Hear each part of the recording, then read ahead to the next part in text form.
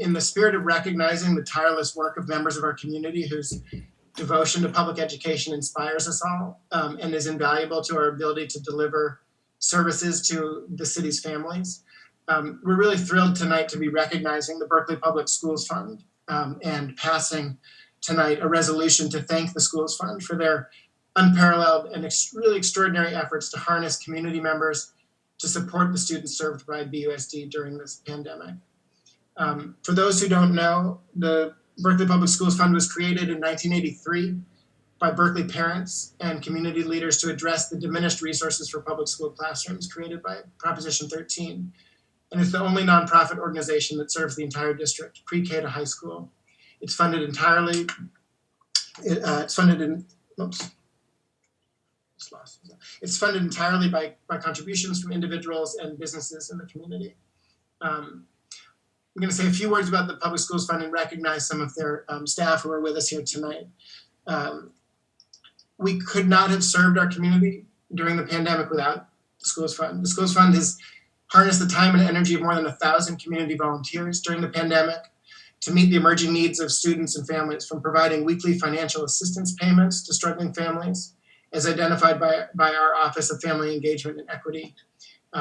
And they continue to do so for a total of $380,000 to date, to creating the EdHub drive-through just a month after the pandemic really hit us in April to address the digital divide, distributing computers and other learning materials and supplies to students and families, serving to date 8,850 students through the EdHub, to addressing food and shelter insecurities in coordination with our Office of Family Engagement and Equity, through task runner volunteers who pick up and deliver urgently needed meals, groceries, school supplies, and technology for students and families, and grocery drivers who deliver bags of groceries from meal distribution sites to families in need, to organizing a tech wellness team to reach out to families and ensure that students can access online lessons, to organizing a laptop refurbishment team that converts technology donations from the community to remote learning student resources, organizing a tech support team that continues to help families overcoming technological obstacles, to many, many other initiatives and programs that are described more fully in the resolution that we're going to pass tonight. We're really pleased to have some of the Schools Fund staff with us here tonight, and I want to take a moment to recognize them. Duffy Ross and Valerie Kratzer have taken the lead on harnessing the energy of these 1,000+ volunteers over the last year. Duffy completely redesigned the Berkeley Schools Volunteers Program when schools closed so that students and teachers could be supported by mentors and volunteers in the online space, and to provide direct service to students and families by addressing their unmet needs at home, including assistance with technology and delivery of food and supplies. In addition to so many other hats she wears with the Schools Fund, at the EdHub, Valerie Kratzer takes on the Herculean task of managing a COVID-safe drive-through service for families who are able to receive a wide range of supplies and services. And if any of you haven't been to the EdHub yet or seen the incredible operation they have there, you really need to check it out. It's so impressive. Diane Dew connects directly with OFE, our Office of Family Engagement and Equity, to disperse the weekly financial assistance payments to families that I mentioned earlier. And again, over the last year, Diane's written over $380,000 in checks to families to help them through the financial challenges of COVID, personally connecting with many of them. And Halden Morgan, in so many ways, connects the Schools Fund's work to the entire community. I want to thank and appreciate those staff members of the Schools Fund who are here tonight. And then I want to say that periods of crisis have a way of showing us who the true leaders are in our community.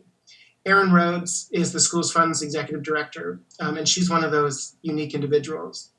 She commandeered the organization's pivot to direct services right at the outset of the COVID-19 crisis, coordinating with the district, the city, and local stakeholders to get housing, resources, and emergency assistance that proved most vital for students and families experiencing difficulty during the pandemic.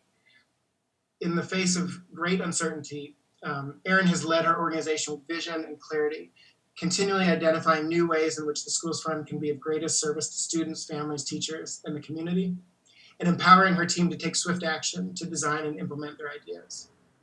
Erin's been bolstered by a forward-thinking board of directors, a diverse group of community leaders who serve as thought partners, supporters, and advocates for the Schools Fund and its work. We are so grateful to have the Schools Fund as a partner in our work on behalf of students in this district, and we're really thrilled to be able to recognize them tonight. It's my honor to ask Erin if she's with us here to say a few words on behalf of the Schools Fund. There she is. Erin, I'll turn it over to you. Thank you, Board President Alper, for your comments and the entire board for this wonderful resolution. Thank you, Superintendent Stevens and Associate Superintendent Tiara, for your partnership over this past year. I want to especially thank the Office of Family Engagement and Equity, who partnered with us to serve the highest and most urgent needs of students and families. We learned so much that has and will change the work of the Schools Fund going forward.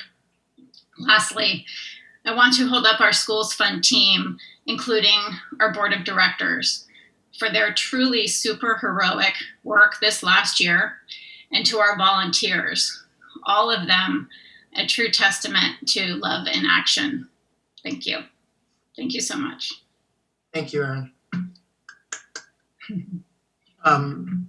And thank you for being with us tonight. Dr. Stevens, is there anything you wanted to add? I'd love to. I'm just going to keep it brief. To Erin and to your entire staff and to all of the volunteers who have just sort of come from all corners of Berkeley to help us through this last year of crisis. I just can't express what a large difference you've made to the experience of educators and family over the course of the year. The pandemic has asked so much from so many, and there's just so many times that the district, with its structure designed to serve students for in-person education, was simply unable to meet the needs of the community as they emerged from the very first day of the pandemic. That included support with housing displacement, food, technology, all of the sort of tasks that made for a better, more livable, more humane experience for our families. And over again, you all were there.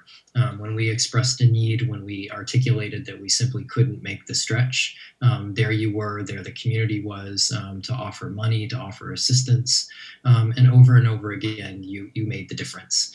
So among the many things that make Berkeley a very special place and have really distinguished Berkeley's efforts through this pandemic, I really count you and the entire team, both staff and volunteers, board members, among the sort of truly special people who have made a difference to the community in the pandemic. And for that, I'm just very, very appreciative.